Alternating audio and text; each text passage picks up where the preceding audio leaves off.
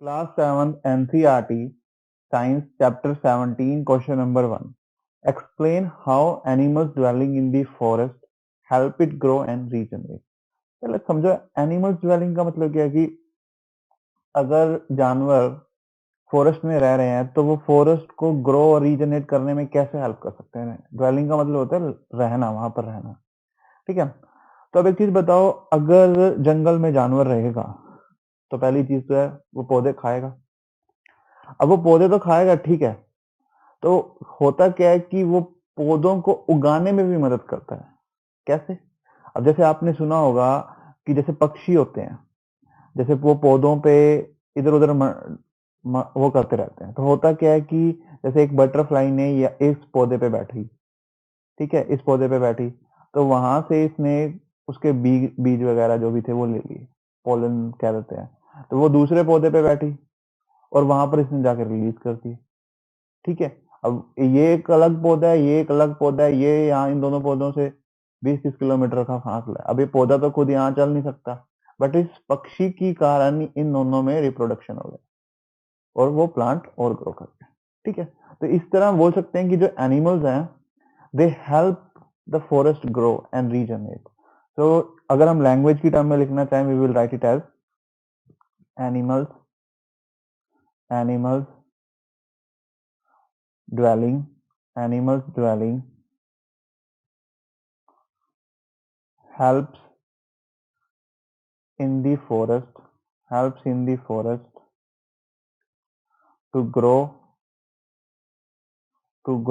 and regenerate in following ways।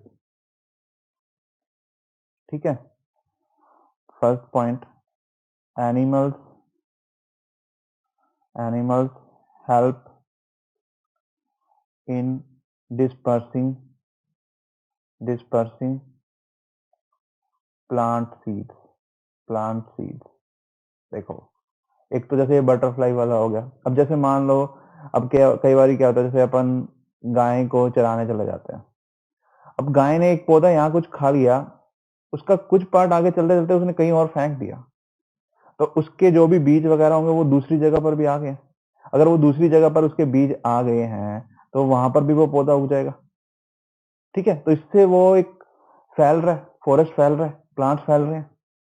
समझ गए इस चीज को? ठीक है, अब और पॉइंट में क्या ऐड कर सकते हैं इसमें, जो डिकेइंग एनिमल्स के डंग होते हैं, मतलब जैसे गोबर बोल देते हैं, ये सब चीजें होती हैं, वो भी प्लांट्स के लिए फायदेमंद होते हैं, वो एज ए फर्टिलाइजर का काम करती हैं। So I will say decaying animal dung provides nutrients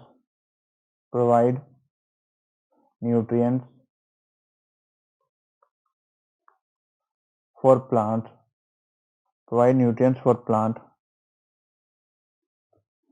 to grow।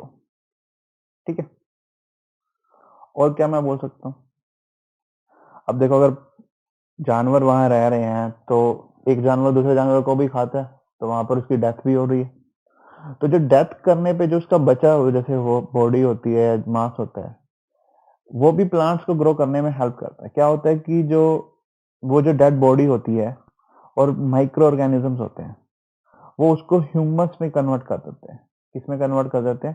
जो ये माइक्रो ऑर्गेनिज्म होते हैं ये इस पे अटैक करते हैं, मतलब इसको डिके करते हैं और इसको ह्यूमस में कन्वर्ट कर देते हैं। और जो ये ह्यूमस है ये प्लांट्स के लिए वरदान होता है। ठीक है, बहुत फायदेमंद होता है। ठीक है, so third point I can say micro organisms